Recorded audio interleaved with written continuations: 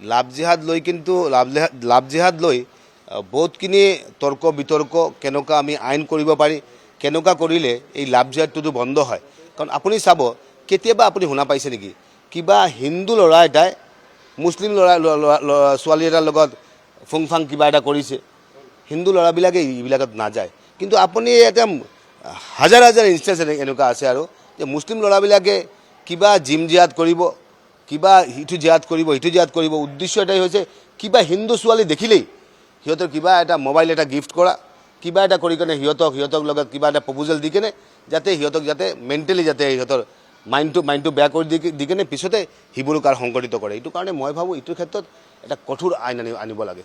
UCCৰ ক্ষেত্ৰত যেনেকৈ কঠোৰ আইন অনা হৈছে, লাভ জিহাদৰ কাৰণে কঠোৰ আইন আনিব লাগিব। আইনটো এনেকুৱা নহয়, আইন আনিলেও এনেকুৱা নহয়, আইনটো এনেকুৱা কঠোৰ হ'ব লাগে যে লাভ জিহাদ লৈ কোনোবা যদি চিন্তা কৰে, চিন্তাটো যাতে তাৰ কাৰণে এটা অপৰাধ হৈ যায়, চিন্তাটো কৰাও যাতে শৰীৰটো কঁপি যায়, লাভ জিহাদ কৰিলেতো এনেকুৱা হ'ব পাৰে ভাই, শৰীৰটো যাতে কঁপি যায়, এনেকুৱা কিবা এটা কৰিব লাগে। এইটো কাৰণে মই ভাবোঁ যে আমাৰ মুখ্যমন্ত্ৰী ষ্ট্ৰং মুখ্যমন্ত্ৰী হয়, তেওঁ যিটো বিল আনিব সেইটোৱে ষ্ট্ৰং বিলে হ'ব আৰু